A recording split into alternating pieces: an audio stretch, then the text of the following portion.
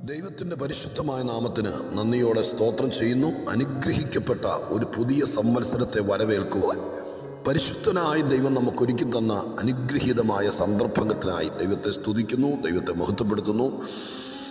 ഇന്നലെ ഞാൻ നിങ്ങൾക്ക് സന്ദേശം അയച്ചപ്പോൾ ഓർപ്പിച്ചതുപോലെ 2020 ഒരു ഭാഗം ചിന്തിച്ചാൽ ലോകം മുഴുവൻ വളരെ ബുദ്ധിമുട്ടിലും പ്രയാസത്തിലും സങ്കടത്തിലും സന്താപത്തിലുമായ കാലഘട്ടമായിരുന്നുവെങ്കിലും മറുഭാഗത്ത് ബന്ധങ്ങൾ മുറുകിയ ദൈവികതയുടെ ആഴം മനസ്സിലാക്കാൻ പറ്റിയ പലരും ദൈവത്തിൻ്റെ മുന്നിലേക്ക് അടുത്ത് എന്ന കാലഘട്ടമായിരുന്നു എന്ന് വിലയിരുത്താം. ദൈവകൃപയാൽ ആ കാലഘട്ടത്തെ എല്ലാം പിന്തള്ളി ദൈവത്തിങ്കൽ വളരെ പ്രത്യാശയോടെ പുതിയൊരു സംവത്സരത്തിലേക്ക് പ്രവേശിക്കാൻ ദൈവമായ കർത്താവ് ഇടയാക്കിയല്ലോ. ദൈവത്തിൻ്റെ വചനം കേൾക്കാൻ കഴിഞ്ഞ 6-8 മാസങ്ങളായി പരിശുദ്ധനായ ദൈവത്തിൻ്റെ തിരുസന്നിധിയിൽ ഒരുക്കിയ ഈ അനുഗ്രഹീത വചനം കേൾക്കാൻ ദൈവത്താൽ നിയുക്തരാക്കപ്പെട്ട ഒരു വലിയ സമൂഹം ദൈവകൃപയാൽ കർത്താവിൻ്റെ മക്കളായി, ദൈവത്തിൻ്റെ ദാസീദാസന്മാരായി ഈ അനുഗ്രഹിക്കപ്പെട്ട വാട്സാപ്പ് സന്ദേശം കേൾക്കാൻ ലോകത്തിൻ്റെ പല ഭാഗത്തും ദൈവമായ കർത്താവ് അനേകരെ തന്നു. ഇന്ന് ദൈവസന്നിധിയിൽ പുതിയ സംവത്സരത്തിൻ്റെ 1-ാം ദിവസം ദൈവത്തിൻ്റെ സന്നിധിയിലായിരിക്കുന്ന എല്ലാ പ്രിയപ്പെട്ടവരെയും, എനിക്ക് വളരെ പ്രിയമുള്ളവരെ, യേശുക്രിസ്തുവിൻ്റെ നാമത്തിൽ ഞാൻ വന്ദനം അറിയിക്കുന്ന കൂടെ നിങ്ങൾക്കെല്ലാവർക്കും അനുഗ്രഹപ്രദമായ ദൈവകൃപയാൽ നിറഞ്ഞ എല്ലാവിധ അനുഗ്രഹ നന്മകളും നിറഞ്ഞൊരു പുതുവത്സരാശംസകൾ നേരുകയാണ്. എല്ലാവരെയും കർത്താവ് ഈ വർഷം സമൃദ്ധിയായിട്ട് അനുഗ്രഹിക്കട്ടെ എന്ന് ആത്മാർത്ഥമായി പ്രാർത്ഥിച്ചുകൊണ്ട് ഒരു വർഷം കൂടി കാണാൻ സർവശക്തനായ ദൈവം ഇടയാക്കിയതിന് മഹാദൈവത്തിനെല്ലാം മഹത്വം അർപ്പിച്ചുകൊണ്ട് ഈ വർഷം ദൈവമായ കർത്താവ് നിങ്ങളെ ജയത്തോടെ നടത്തേണ്ടതിന് ഒരു നവവത്സര സന്ദേശം നിങ്ങൾക്ക് തരുവാൻ കർത്താവിൻ്റെ കൃപയിൽ ആശ്രയിച്ച് ഇന്നത്തെ ദിവസം ഞാൻ ശരണപ്പെടുകയാണ്. സങ്കീർത്തനങ്ങൾ 65:11, 65-ാം സങ്കീർത്തനത്തിൻ്റെ 11-ാം വാക്യം ഇങ്ങനെയാണ്: നീ സംവത്സരത്തെ നിന്റെ നന്മ കൊണ്ട് അലങ്കരിക്കുന്നു, നിന്റെ പാതകൾ പുഷ്ടി പൊഴിക്കുന്നു. നീ സംവത്സരത്തെ നിന്റെ നന്മ കൊണ്ട് അലങ്കരിക്കുന്നു. സ്തോത്രം. സർവശക്തനായ ദൈവത്തിൻ്റെ വൻ പ്രവർത്തികളാണ് വേദപുസ്തകം മുഴുവൻ നിറഞ്ഞു നിൽക്കുന്നത്. കർമ്മനിരതനായൊരു ദൈവമാണ് നമ്മുടെ ദൈവമെന്ന് ഇതിനു മുമ്പുള്ള സന്ദേശങ്ങളിൽ ഞാൻ നിങ്ങളെ ഓർപ്പിച്ചിട്ടുണ്ട്. ഒന്നും ചെയ്യാതെ പ്രയാധിക്കം ചെയ്ത ഒരു മനുഷ്യനെ പോലെ ഗൃഹാതുരത്വം നിറഞ്ഞ കുറേ ഓർമ്മകൾ മനസ്സിൽ അയവിറക്കിക്കൊണ്ട് പഴയ കാലത്തെ സ്മരിച്ചുകൊണ്ട് നിരാശനായി തലകുനിച്ചിരിക്കുന്ന ഒരു വയസ്സനെയല്ല വേദപുസ്തകത്തിൽ ദൈവമായിട്ട് ചിത്രീകരിക്കുന്നത്. മറിച്ച് ഇന്നും തൻ്റെ ജനത്തിനു വേണ്ടി വൻകാര്യങ്ങൾ ചെയ്യാൻ, ഓരോ ദിവസവും സുന്ദരമാക്കാൻ, ഓരോ മാസവും സുന്ദരമാക്കാൻ, ഓരോ വർഷവും ഏറെ അനുഗ്രഹപ്രദമാക്കാൻ എന്തു വഴിയും ചെയ്തു തരാൻ മനസ്സുള്ള ഒരു നല്ല അപ്പനാണ് ദൈവം. ഞാൻ ആ പറഞ്ഞ കാര്യം ഒന്നോടെ പറയട്ടെ. ദൈവത്തോട് അടുത്ത് നിൽക്കുന്നവർക്ക് വേണ്ടി 65-ാം സങ്കീർത്തനത്തിൻ്റെ ശ്രോതാക്കൾ അല്ലെങ്കിൽ 65-ാം സങ്കീർത്തനത്തിൻ്റെ ഉപയുക്താക്കൾ ആരാണെന്ന് ചോദിച്ചാൽ അതിൻ്റെ 4-ാമത്തെ വാക്യത്തിൽ എഴുതിയിരിക്കുന്നു: നിന്റെ പ്രാകാരങ്ങളിൽ പാർക്കേണ്ടതിന് നീ തെരഞ്ഞെടുത്ത് അടുപ്പിക്കുന്ന മനുഷ്യൻ ഭാഗ്യവാൻ. മനസ്സിലായോ?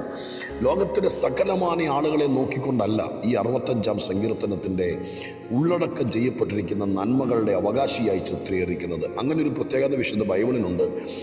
ബൈബിളിൽ ആയിരക്കണക്കിന് വാഗ്ദത്തങ്ങളുണ്ട്. പക്ഷെ ഇച്ചിരി പുറകോട്ട് നോക്കുമ്പോഴാണ് ആ വാഗ്ദത്തം ആർക്കുള്ളതാണെന്ന് മനസ്സിലാക്കാൻ കഴിയുന്നത്. 65-ാം സങ്കീർത്തനത്തിൻ്റെ വാഗ്ദത്തത്തിൻ്റെ ഉടമകൾ ആരെന്ന് ഒന്നോടെ ഞാൻ 4-ാം വാക്യത്തിൽ നിന്ന് വായിച്ചു കേൾപ്പിക്കാം. ദൈവത്തിൻ്റെ പ്രാകാരങ്ങളിൽ പാർക്കേണ്ടതിന് നീ തെരഞ്ഞെടുത്തടുപ്പിക്കുന്ന മനുഷ്യൻ ഭാഗ്യവാൻ.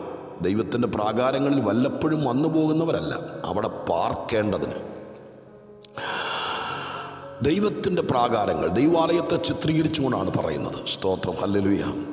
ആ പ്രാകാരം എന്ന് പറയുന്നത് സമാഗമന കൂടാരത്തിൻ്റെ ദൈവാലയത്തിൻ്റെ ഒരു കോർട്ട്യാർഡാണ്, ഒന്നിച്ചു കൂടുന്ന സ്ഥലം.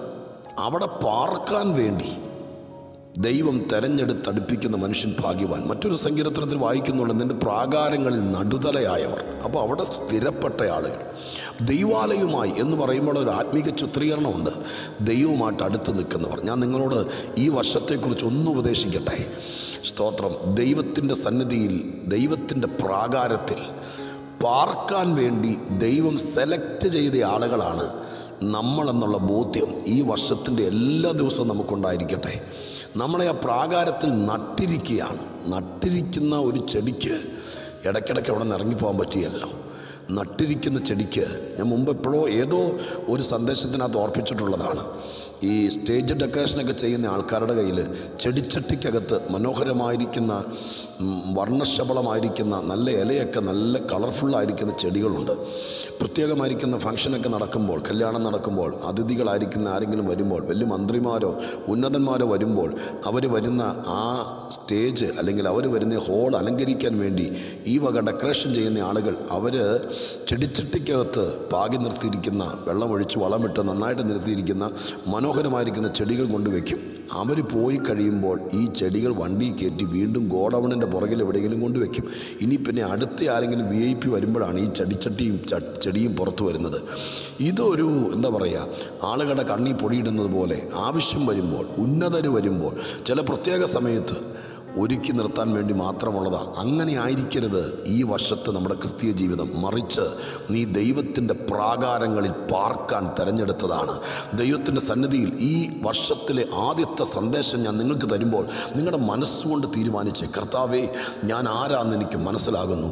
എൻ്റെ ദൈവത്തിൻ്റെ പ്രാകാരത്തിൽ പാർക്കാൻ എൻ്റെ വീട്ടിൽ നിന്ന് ഒരുപക്ഷെ മറ്റാർക്കും ആ ഒരു കാഴ്ചപ്പാട് കിട്ടിക്കാണില്ല, ആ തെരഞ്ഞെടുപ്പ് കിട്ടിക്കാണില്ല, ആ വിളി കിട്ടിക്കാണില്ല.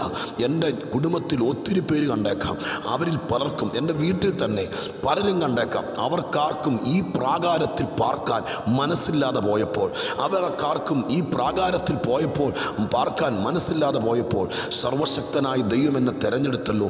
അതിനായിട്ട് ദൈവത്തിന് സ്തോത്രം പറഞ്ഞുകൊണ്ട് വേണം ഈ വർഷത്തിൻ്റെ പൂമുഖവാതിക്കൽ നിന്ന് അകത്തേക്ക് കയറാൻ. എന്നും ഓർക്കണം, എൻ്റെ ദൈവം എന്നെ തിരഞ്ഞെടുത്തത് ഏതെങ്കിലും ഒറ്റപ്പെട്ട സ്ഥലത്തൊരു പാറയുടെ മുകളിൽ സ്തോത്രം നമ്മൾ കഴിച്ചു കൂട്ടാനല്ല, ഏകാന്ത പതികനായി കഴിച്ചു കൂട്ടാനല്ല. ആരാധനയുള്ള പ്രാകാരത്തിൽ എന്താ ഉള്ളത്? യാഗപീഠമുണ്ട്, നിലവിളക്കുണ്ട്, താമ്രത്തൊട്ടിയുണ്ട്. എന്താ അതിൻ്റെ അർത്ഥം? സ്തോത്രം ആത്മീക പ്രകാശനമുള്ള, ആരാധനയുള്ള, സ്തോത്രം കഴുകലും ശുദ്ധീകരണവുമുള്ള, സ്തോത്രം കാഴ്ചയപ്പത്തിൻ്റെ മേശയുള്ള ആ സ്തോത്രം, ആ സ്ഥലത്ത് അവിടെയാണ് ദൈവം നമ്മെ നിർത്തിയിരിക്കുന്നത്. ആത്മീക പോഷണം കൊണ്ട്, ആത്മീക വെളിച്ചം കൊണ്ട്, ആത്മീക ആരാധന കൊണ്ട് അലങ്കരിക്കപ്പെട്ട സ്ഥലം, അവിടെയാണ് ദൈവമായ കർത്താവ് നമ്മെ നിർത്തിയിരിക്കുന്നത്. ആ ബോധ്യം നമ്മുടെ അകത്തുണ്ടാകട്ടെ. പ്രാകാരങ്ങളിൽ പാർക്കേണ്ടതിന് തെരഞ്ഞെടുത്ത മനുഷ്യൻ ഭാഗ്യവാൻ. അവരോട് പറയുകയാണ്, അവരുടെ സംവത്സരങ്ങളെ ദൈവമേ, ഓരോരുത്തർക്കും 2021 ലോകത്തിൽ ഏകദേശം 800 കോടി ആളുകൾ ഇന്ന് ജീവിച്ചിരിക്കുന്നു. സ്തോത്രം. നമുക്കറിയാം, ഓരോ വർഷം കഴിയുന്തോറും ഓരോരുത്തർക്കും ഓരോ സംവത്സരങ്ങൾ തരുന്നത് സ്തോത്രം വ്യത്യസ്തമായ അനുഭവങ്ങളായിരിക്കാം. 2020 എത്രയോ പേർക്ക് ദുഃഖങ്ങൾ സമ്മാനിച്ചു. 2020 എത്രയോ പേർക്ക് നഷ്ടങ്ങൾ സമ്മാനിച്ചു. 2020 എത്രയോ പേർക്ക് ഏകാന്തത സമ്മാനിച്ചു. 2020 എത്രയോ പേർക്ക് അപമാനങ്ങൾ സമ്മാനിച്ചു. 2020 എത്രയോ പേർക്ക് സാമ്പത്തിക നഷ്ടങ്ങൾ സമ്മാനിച്ചു. ഓരോ വർഷവും കടന്നു പോകുമ്പോൾ എന്തെങ്കിലും ഒന്ന് സമ്മാനിച്ചിട്ടാണ് കടന്നു പോകുന്നത്. എന്നാൽ 2021 നിങ്ങൾ എത്തി നിൽക്കുമ്പോൾ, നമ്മൾ എത്തി നിൽക്കുമ്പോൾ, നമ്മൾ ഉള്ളംകാല് ചവിട്ടി കയറുമ്പോൾ പരിശുദ്ധാത്മാവ് ഈ വർഷത്തെക്കുറിച്ച് എൻ്റെ പ്രിയപ്പെട്ടവരോട് പറയാൻ എനിക്ക് തന്ന ദൈവിക സന്ദേശം പറയുകയാണ്. കേൾക്കണേ, ഞാൻ ഇന്നലെയും ഇന്നുമൊക്കെ ആയിട്ട് വിവിധ ടൈം സോണുകളിൽ ഈ സൂം മീറ്റിങ്ങുകളും ടെലിവിഷൻ മീറ്റിങ്ങുകളൊക്കെ നടക്കുമ്പോൾ എനിക്ക് തോന്നുന്നു 4, 5, 6 സ്തോത്രം ഗ്രീറ്റിംഗ് മെസ്സേജ് കൊടുക്കുന്നത് TV-യിൽ, അതുപോലെ തന്നെ വിവിധ സ്ഥലങ്ങളിലെ സൂം മീറ്റിങ്ങുകളിൽ സ്തോത്രം ഓസ്ട്രേലിയയിലുള്ളവർക്ക്, അയർലൻഡിലുള്ളവർക്ക്, കാനഡയിലുള്ളവർക്ക് സ്തോത്രം, അതുപോലെ ഗൾഫ് രാജ്യങ്ങളിലുള്ളവർക്ക്, ഈ ഞങ്ങളുടെ കൂടെയുള്ള കേരളത്തിലുള്ളവർക്ക്, ഇവർക്കെല്ലാവർക്കും ഒരു സന്ദേശമല്ല കൊടുത്തത്, പല സന്ദേശമാണ് കൊടുത്തത്. വാട്സാപ്പിലൂടെ ദൈവത്തിൻ്റെ വചനം കേൾക്കാൻ നിയമിക്കപ്പെട്ട് നമ്മൾ ഒന്നായി ഒരു കുടുംബം പോലെ സ്നേഹത്തോടുകൂടെ കഴിഞ്ഞ 8-10 മാസമായി ഒന്നിച്ചു പോകുന്ന എൻ്റെ പ്രിയപ്പെട്ടവർക്ക് തരാൻ രാവിലെ ധ്യാനിച്ച് തിരുമുഖത്തേക്ക് നോക്കുമ്പോൾ പരിശുദ്ധാത്മാവ് തന്ന വാക്യമാണ് നമ്മളോട് പറയുന്നു. ആരോട്? ഈ വാട്സാപ്പ് മെസ്സേജിലൂടെ സ്തോത്രം ദൈവവുമായി, കർത്തൃദാസനായ ഞാനുമായി ബന്ധപ്പെട്ട ഇത് കേൾക്കുന്ന, സ്ഥിരമായി കേൾക്കുന്ന എൻ്റെ പ്രിയപ്പെട്ടവരോട് പറയുന്നു, നമ്മളെ സംബന്ധിച്ച് ഈ വർഷം തന്നിട്ട് ദൈവം ഈ വർഷം നമുക്ക് തരാൻ ആഗ്രഹിക്കുന്നത് ദുഃഖങ്ങളും പ്രയാസങ്ങളും സങ്കടങ്ങളും വേദനകളും രോഗങ്ങളും കഷ്ടങ്ങളും ആയിരിക്കുകയല്ല. പരിശുദ്ധാത്മ പറയുന്നു, നീ പ്രാകാരത്തിൽ നിന്ന് പോകാതിരുന്നാൽ, ദൈവം നിന്നെ തെരഞ്ഞെടുത്താക്കി വെച്ചിരിക്കുന്ന ദൈവത്തിൻ്റെ ആലയത്തിൻ്റെ പ്രാകാര മുറ്റത്തുനിന്ന് പോകാതിരുന്നാൽ, നിന്നെ എപ്പോഴും അവിടെ കണ്ടാൽ, സ്തോത്രം, ഞാൻ ആദ്യം ഓർപ്പിച്ചതുപോലെ ഡെക്കറേഷൻ, സ്റ്റേജ് ഡെക്കറേഷൻകാരുടെ ചെടിച്ചട്ടിയിലെ ചെടി പോലെ വല്ലപ്പോഴും മാത്രം നിന്നെ ദൈവസന്നിധി കണ്ടാൽ പോരാ. വല്ലപ്പോഴും മാത്രം സ്തോത്രം വലിയ പെരുന്നാളിന് തുല്യമായിരിക്കുന്ന, ഉത്സവങ്ങൾക്ക് തുല്യമായിരിക്കുന്ന സമയത്ത് മാത്രം കണ്ടാൽ പോരാ. നിന്നെ അവിടെ നട്ടിരിക്കുക, നിന്നെ അവിടെ വസിപ്പിക്കാൻ വേണ്ടി നട്ടിരിക്കുക. അങ്ങനെ ഒരു സ്ഥിതിയിൽ ഈ 2021 കണ്ടാൽ എന്നും പ്രാർത്ഥന, എന്നും ദൈവത്തോടുള്ള ബന്ധം, എന്നും മുഴങ്കാലും മേൽ അപ്പ എന്ന് വിളിച്ചുള്ള അഭയാചന, എന്നും ആരാധന, എന്നും ശുദ്ധീകരണം, എന്നും എണ്ണ നിറച്ച വിളക്ക് പോലെ പ്രകാശപൂരിതമായിരിക്കുന്ന ജീവിതം, എന്നും മറ്റുള്ളവർക്ക് തൃപ്തി വരുത്തുന്ന, ആരെയും ദുഃഖിപ്പിക്കുന്നതല്ല. നീ ഒരപ്പമായി ദൈവത്തിൻ്റെ സന്നിധിയിൽ ആ ഒരു നിലവാരത്തിൽ ഇരിക്കാൻ തീരുമാനിച്ചാൽ നിന്റെ സംവത്സരങ്ങളെ, അല്ല എൻ്റെയും നിങ്ങളുടെയും സംവത്സരങ്ങളെ എൻ്റെ ദൈവം നന്മ കൊണ്ട് അലങ്കരിക്കുന്നു. ഇംഗ്ലീഷിൽ സ്തോത്രം, ഞാൻ ആ വാക്യം വായിച്ചു. അവിടെ പറഞ്ഞിരിക്കുന്നത് ഇങ്ങനെയാണ്: you crown the year with your goodness എന്ന് പറഞ്ഞാൽ, ദൈവമേ, ഞാൻ ഇങ്ങനെ പറയാം, എൻ്റെ കൊച്ചു ഇംഗ്ലീഷിൻ്റെ എൻ്റെ കൊച്ചു മനസ്സിൽ തോന്നിയ ആ ചിന്ത ഞാൻ പറയാം. ദൈവമേ, നീ നിൻ്റെ സംവത്സരത്തെ കിരീടം ധരിപ്പിക്കും. ഹല്ലേലൂയ. ഞാൻ ആ വാക്ക് സ്തോത്രത്തോടെ സ്തോത്രത്തോടെ സ്തോത്രത്തോടെ പറയട്ടെ. ഞാൻ റെക്കോർഡ് ചെയ്യുമ്പോൾ നിങ്ങളെ ഓരോരുത്തരെയും കണ്ട് കൈ വീശി വീശി വീശിയാണ് ഈ വാക്ക് പറയുന്നത്. ഇല്ല, നിന്നെ ഈ വർഷം മുൾക്കിരീടം വെപ്പിക്കാനല്ല, നിന്നെ ഈ വർഷം കരിമ്പടം പുതപ്പിക്കാനല്ല, നിന്നെ ഈ വർഷം കറുത്ത ബാഡ്ജ് കുത്തിക്കാനല്ല, നിന്നെ ഈ വർഷം കരിങ്കൊടിയുടെ കീഴെ നിർത്താനല്ല, നിന്നെ ഈ വർഷം തലകുനിച്ച് നിർത്താനല്ല, നിന്നെ ഈ വർഷം രക്താംബരം ധരിപ്പിക്കാനല്ല. ദൈവത്തിന് പ്ലാൻ നിന്നെ ഈ വർഷം കിരീടം വെപ്പിക്കാനാണ്. നിന്റെ ഈ സംവത്സരത്തെ എൻ്റെ ദൈവം കിരീടം വെപ്പിക്കും. ഹല്ലേലൂയ. ഞാൻ ആത്മാവിൽ രാവിലത്തെ ധ്യാനത്തിൽ പരിശുദ്ധാത്മാവിൻ്റെ സഹായത്താൽ എൻ്റെ സ്വർഗത്തിലെ അപ്പൻ്റെ കണ്ണുകളിലേക്ക് നോക്കുമ്പോൾ, കർത്താവേ, ഇന്നൊരു പുതിയ ദിവസമാണ്. 1-ാം തീയതി 2-ാം തീയതി ജനുവരിയും ഫെബ്രുവരിയൊക്കെ ഒരു ആത്മീയനെ സംബന്ധിച്ച് ഒരുപോലെയുള്ളൂ. എങ്കിലും മലയാളി കൾച്ചറിൽ വിവിധ രാജ്യങ്ങളിൽ താമസിക്കുന്ന ദൈവത്തിൻ്റെ മക്കളോട് ഈ വർഷാരംഭ ദിവസം ഞാൻ എന്തു പറയേണ്ടു കർത്താവേ എന്ന് ചോദിച്ച് പ്രാർത്ഥിക്കുമ്പോൾ സ്വർഗം എന്നോട് പറഞ്ഞു, നീ ആ വാക്യത്തെ ഇംഗ്ലീഷിലേക്കൊന്ന് നോക്ക്, എന്നിട്ട് എൻ്റെ മക്കളോട് പോയി പറ.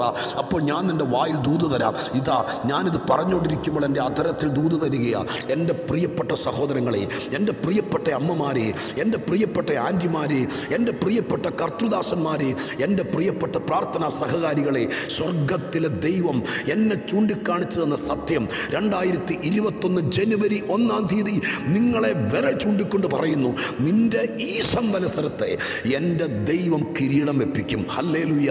ജനുവരി കഴിയട്ടെ, ഫെബ്രുവരി കഴിയട്ടെ, മാർച്ച് വരെ എത്തട്ടെ, ഇച്ചിരിയോടെ മുന്നോട്ട് പോയിക്കോട്ടെ, ജൂണിലേക്ക് ആയിക്കോട്ടെ, കർത്താവ് വരാൻ താമസിച്ചാൽ ഓഗസ്റ്റോ സെപ്റ്റംബറോ ഒക്ടോബറിലേക്ക് ആയിക്കോട്ടെ. സമയം കൊടുക്ക് ദൈവത്തിന്. നീ പ്രാകാരത്തിൽ തന്നെ നിൽക്ക്. യേശുവിൻ്റെ നാമത്തിൽ സംഭവിക്കട്ടെ.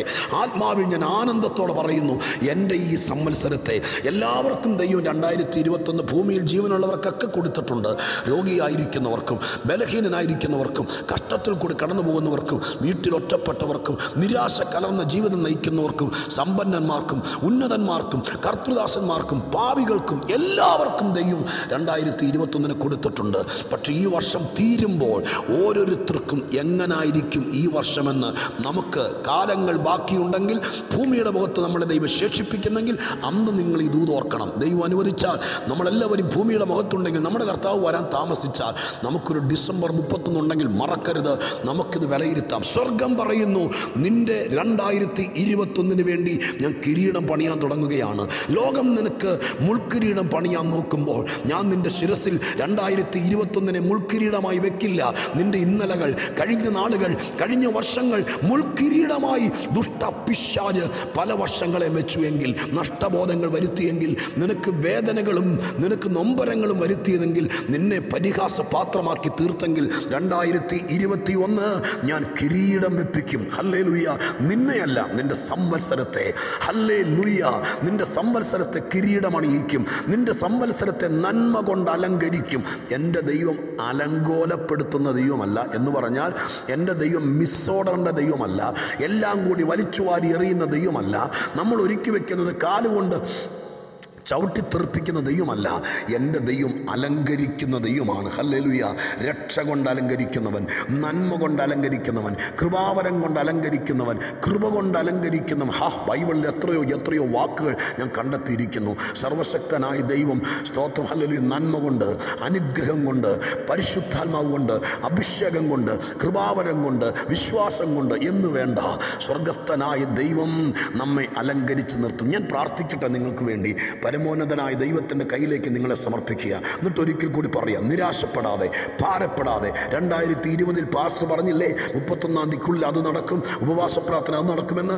ഞങ്ങളെ പറ്റിക്കുവാണോ, ദൈവം ഇങ്ങനെയാണോ എന്നൊക്കെ ആരെങ്കിലും 1% ആളുകളെങ്കിലും മനപ്രയാസത്തോടെ കാണുന്നെങ്കിൽ ഞാൻ നിങ്ങളെ ആവേശം കൊള്ളിക്കുകയല്ല, വാക്ക് മാറ്റി പറയുകയല്ല, ദൈവശബ്ദം കേട്ടുകൊണ്ട് പറയുന്നു, നമ്മളുടെ 2021 ദൈവം കിരീടം അണിയിക്കും. കാണാം, നമുക്ക് കാണാം, അനുഭവിച്ചറിയാം. കിരീടം വെച്ചൊരു സംവത്സരം നിനക്ക് വേണ്ടി ചമയിച്ചൊരുക്കി ദൈവം തരികയാണ്. കിരീടം ആർക്കാ? സ്തോത്രം, സാധാരണക്കാരനല്ല, അധികാരിയുടെ തലയിൽ, രാജ്ഞിയുടെ തലയിൽ, രാജാവിൻ്റെ തലയിലാണ് കിരീടം. 2021 നിന്നെ സംബന്ധിച്ച്, ലോകത്തിനെങ്ങനെ ആയിരിക്കും എനിക്കറിയില്ല, പ്രാകാരത്തിൽ പാർക്കാൻ തിരഞ്ഞെടുത്തവനെ സംബന്ധിച്ച് 2021 നിൻ്റെ മുമ്പിൽ കിരീടം വെച്ച രാജ്ഞിയെപ്പോലെ, കിരീടം വെച്ച രാജാവിനെ പോലെ നിൻ്റെ മുമ്പിൽ കാണും. നിനക്ക് സംവത്സരത്തെ കിരീടമണിയിച്ചു തരും ദൈവം. പോരെ, നമുക്ക് ഈ പുത്തൻ അനുഗ്രഹത്തോടെ 2021 പ്രവേശിക്കാം. ജൈത്രയാത്ര തുടരാം. തളരരുത്, പോരാട്ടത്തിൽ നിങ്ങൾ വീണുപോകരുത്, പ്രാർത്ഥനയിൽ തുടരുക. നമുക്കൊരുമിച്ച് പ്രാർത്ഥിക്കാം. പരിശുദ്ധനായ ദൈവമേ, ഞങ്ങളുടെ സ്വർഗീയ പിതാവേ, കർത്താവിൻ്റെ മഹാദയാലും കൃപയാലും ദൈവത്തിൻ്റെ ആർദ്ര കരുണയാലും ഞങ്ങൾക്കൊരു പുതിയ സംവത്സരത്തിലേക്ക് പ്രവേശിപ്പാൻ ദൈവമായ കർത്താവ് ഇടയാക്കി. ഈ ആണ്ടിൻ്റെ ആരംഭം മുതൽ അവസാനം വരെ അവിടുത്തെ ദൃഷ്ടി ഞങ്ങളുടെ മേൽ ഇരിക്കുമെന്ന് ഞങ്ങൾക്കറിയാപ്പ. ഞങ്ങൾ പ്രാർത്ഥിക്കുന്നു കർത്താവേ, ഇന്ന് ഞങ്ങൾക്ക് തന്ന ദൂതിനായി സ്തോത്രം. 2021 എന്നെ സംബന്ധിച്ച്, ഈ വചനം കേട്ട് ആമീൻ പറഞ്ഞ് ഏറ്റെടുക്കുന്ന ദൈവമക്കളെ സംബന്ധിച്ച് 2021 കിരീടം വെച്ച രാജ്ഞിയെപ്പോലായിരിക്കും, കിരീടം വെച്ച രാജാവിനെ പോലെ ആയിരിക്കും. നന്മ കൊണ്ട് അലങ്കരിച്ച് ഞങ്ങളുടെ മുമ്പിൽ അതിനെ അവതരിപ്പിക്കും. ഞങ്ങളത് വിശ്വസിക്കുന്നു. ഞങ്ങളുടെ കുഞ്ഞുങ്ങൾക്ക് പരീക്ഷ എഴുതാൻ പോകുന്ന, വിവാഹം നടക്കാൻ പോകുന്ന, കർത്താവെ വീട് പണിയാൻ പോകുന്ന, കർത്താവെ ഇൻ്റർവ്യൂവിന് അറ്റൻഡ് ചെയ്യാൻ പോകുന്ന, വിദേശയാത്രയ്ക്ക് ഒരുങ്ങുന്ന ഞങ്ങളുടെ പ്രിയപ്പെട്ട കുടുംബങ്ങളിൽ ഒത്തിരി കാര്യങ്ങൾ നടക്കട്ടെ അപ്പച്ച. വിവാഹം നടക്കട്ടെ 2021, വീട് പണി നടക്കട്ടെ, കടഭാരം മാറട്ടെ, രോഗങ്ങൾ സൗഖ്യമാകട്ടെ, കുഞ്ഞുങ്ങളുടെ പരീക്ഷകൾ ജയിക്കട്ടെ, കർത്താവ് IELTS OET ഒക്കെ പാസ്സാകട്ടെ. എൻ്റെ കർത്താവ് വിദേശത്തെത്തേണ്ടവർ എത്തട്ടെ, ഉയരേണ്ടവർ ഉയരട്ടെ, ശുശ്രൂഷകന്മാർ ആദരിക്കപ്പെടട്ടെ, കർത്താവിനാൽ ഉയർത്തപ്പെടട്ടെ, എത്തേണ്ടിടത്ത് എത്തട്ടെ. 2021 അവരവരുടെ നിലവാരത്തിൽ കിരീടം വെച്ച രാജ്ഞിയെപ്പോലെ ഞങ്ങളുടെ മുമ്പിൽ നിൽക്കട്ടെ. തലകുനിക്കാൻ അനുവദിക്കരുത്, മുൾക്കിരീടം വെക്കാൻ സമ്മതിക്കരുത്. യേശുവിൻ്റെ നാമത്തിൽ പ്രാർത്ഥിക്കുന്നു. പ്രാർത്ഥന കേട്ടതിന് നന്ദി. ഞാൻ ഈ ജനത്തെ അനുഗ്രഹിക്കുന്ന ഈ വചനം വെച്ച് യേശുവിൻ നാമത്തിൽ അപേക്ഷിക്കുന്നത് കേൾക്കണമേ സ്വർഗീയ പിതാവേ. God bless you. ഈ വചനത്താൽ ദൈവം നിങ്ങളെ അനുഗ്രഹിക്കട്ടെ.